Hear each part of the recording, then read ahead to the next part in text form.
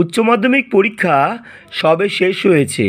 এই উচ্চ মাধ্যমিকে এমসিকিউ কোশ্চেন এবং তার সঠিক উত্তরটা নিয়ে আমরা আজকের ভিডিওটি আলোচনা করছি। এটি একটি ছাত্রের প্রশ্ন, তাই সঠিক উত্তরটি আমি লাল কালি দিয়ে চিহ্নিত করলাম। প্রথম প্রশ্ন, সংসারে তার নাকি মন নেই। এখানে যার কথা বলা হয়েছে সে হলো উত্তর গ নিখিল। সকলে এক কথাই বলে, সকলে যে কথা বলে তা হলো সেই একই ভাগ্যের কথা, দুঃখের কাহিনী। নাম্বার 3, আর বৃষ্টির সঙ্গে বাতাস জোরালো হলে তারা বলে ফাঁপি। উত্তরটি হবে ফাঁপি।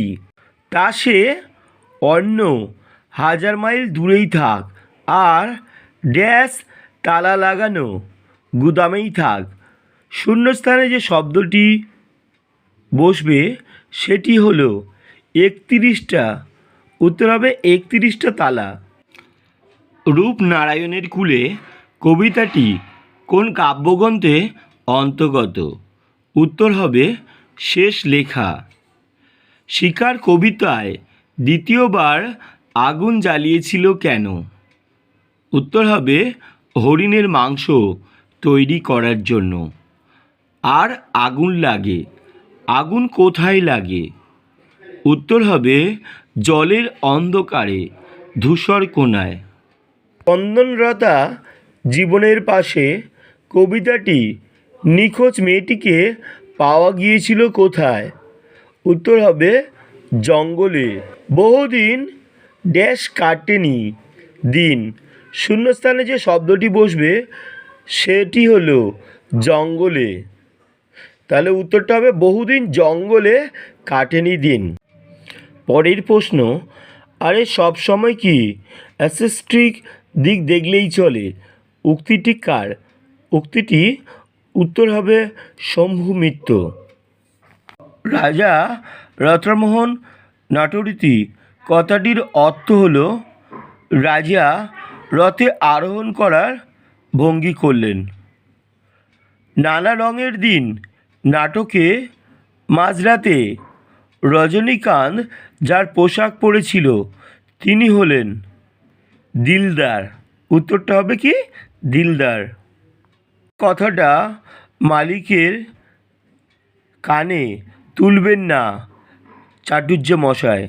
কথাটি হলো রোজ লুকিয়ে গ্রিন রুমে ঘুমানোর কথা। জয়ত্ররণে ঠাসা এখানে যে জায়গার কথা বলা হয়েছে সেটি হলো মোহনীয় রোম। জলপানের আশায় মর্দানাকে কতবার পাহাড়ের চূড়ায় উঠতে হয়েছিল?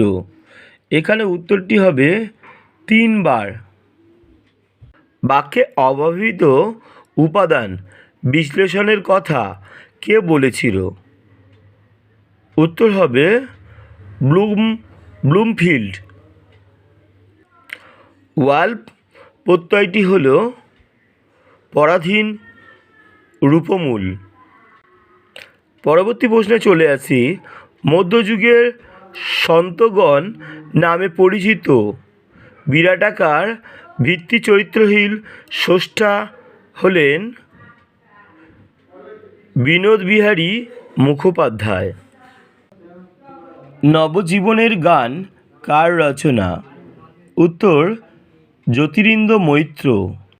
ইন্ডিয়ান স্ট্যাটিস্টিক্যাল ইনস্টিটিউট কে প্রতিষ্ঠা করেন? উত্তর হবে প্রশান্তচন্দ্র মহলানবিশ।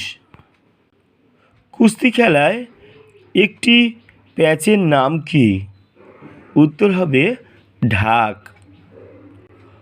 অজান্তিক চলচ্চিত্রের পরিচালক কে? উত্তর হবে ঋত্বিক ঘটক।